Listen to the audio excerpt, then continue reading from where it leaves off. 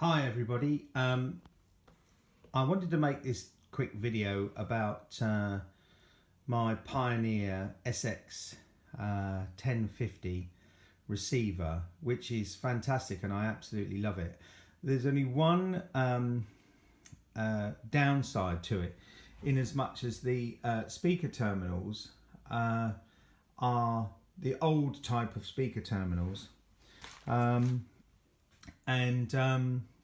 I always thought it would be a good idea if you could use higher quality speaker cables which don't really fit in the old terminal block very well. So here's my video on how to convert that so that you can use banana plugs or spade terminals, or indeed just bare wires, by using new binding ports that I bought. So I'm now going to go ahead and remove the 4 screws. There's 2 screws on either side of the receiver, which will then allow the actual casing to be pulled back. If you pull it back slightly and lift away, and the whole cover comes away very nice and neat, which exposes the inside of the receiver. Just put that down in a safe place. Now, covering the existing speaker terminals, which I've unscrewed now, is a cover that's held on by a screw in this corner and a screw in this corner, which I've loosened already. So what I'm going to do is just take those 2 screws out, and that cover then will just lift out the way carefully. There's a little lug on the bottom center of this that I'll show you in a second. So that little lug there on the center does locate in that little slot right down at the bottom there in the center of the screen right now, for when you're reassembling, and these 2 go inside inside that slot there. So that's that. And we've unscrewed the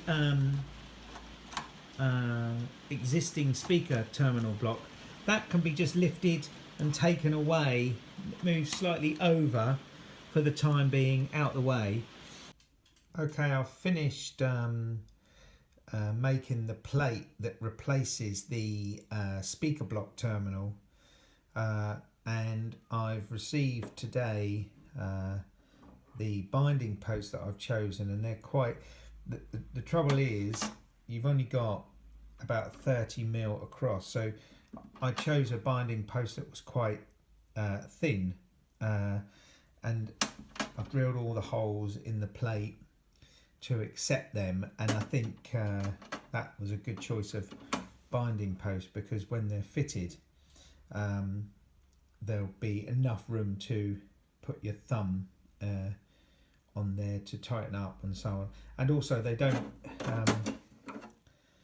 come back through the back very much, so there is a limited space behind the speaker port in there that you've got to work with, because there's a cover that goes on it. So I didn't really want to start messing around with that cover, so those binding posts are a perfect choice, and I'll put a link to where I got them from on the bottom or at the end. So I'm going to go ahead now and install all the binding posts, and then I'll be ready to fit this plate back into there from the reverse side, and it's going to look absolutely fantastic. Oh, and the other thing I forgot to mention, the screw holes that fixed the old speaker post in place. You can see the old speaker post, they're just loose behind it because I haven't taken it out just yet. I've drilled and tapped some M3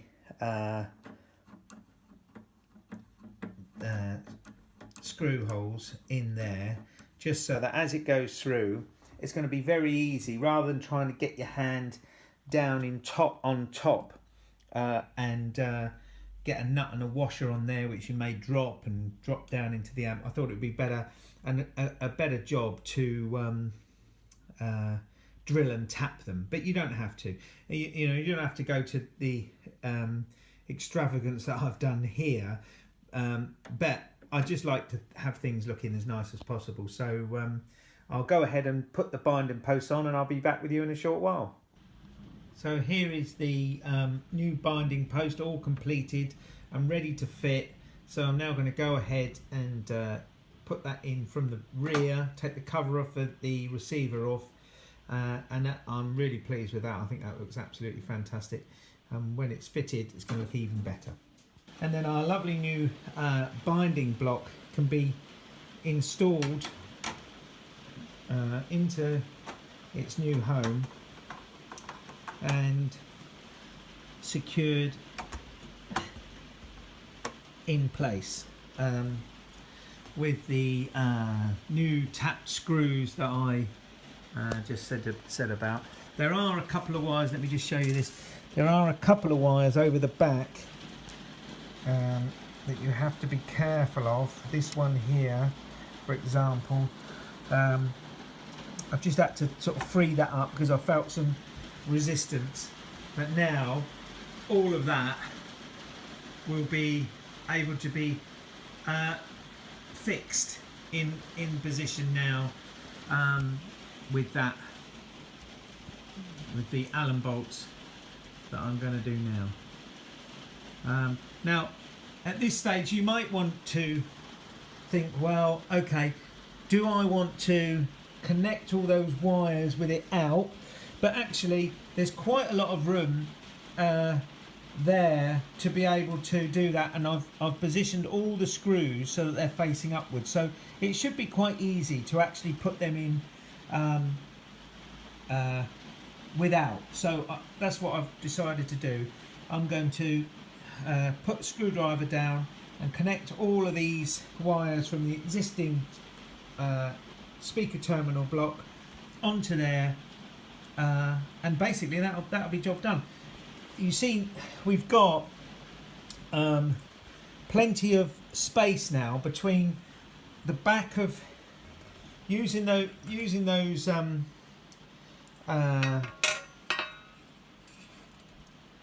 terminals that I have. There's plenty of space when that cover goes on to allow the space for the wires, because what we definitely don't want, if you see now, I'll see if I can show you down through there, there's a good 10 to 15 millimeters, so we don't want those wires shorting against this cover. So just make sure that when you've positioned all them, before you put the cover on, they're all well clear. So I'm just gonna, I can't do that one-handed, so I'm gonna disconnect all the wires from the old speaker terminal block, secure the new binding post block in place, and then I'll be back with you in a short while. Okay, so now I've got the bonding posts fully installed into the receiver, and that's all looking good. And then the way I did it was I cut all the wires off, but I made a careful note of which ones go where. Obviously you can't get them in the wrong way round, otherwise that would be a disaster. So I just cut the old speaker post off and left a small tag of wire on, so I could make sure that it was exactly the same colours, went to the same binding posts on the new piece of kit. The only ones that you have to really look out for is the two bottom ones here, because they're both black, and I'm not sure whether it would matter if you got them crossed over, but they're both the negatives, but I made sure that this one on this side here was this one on this side here. But just be careful because they're all black on that bottom row. And I did all the bridging. I don't know if you can see. I did all the bridging with the bonding post out, so that it made it a lot easier to do. So effectively all I had to do in place was to put the 2 black wires on these 2 end neutrals, and the top row, which are very easy because I had all the screws pointing upwards. On these particular bonding posts, there was these plastic, I'll show you one. There was these plastic like sheaths that went inside, and to my mind that wasn't going to work at all, because if you put the wire inside and the screw tightened down onto it, unless the screw went literally right the way through, which I don't actually think it would, that wasn't going to make a good contact. So I painstakingly hooked all of them out, and it's quite a neat job. So there she is, all done, finished, casings back on, and I'm really pleased with that job. I hope that's of help to some of you.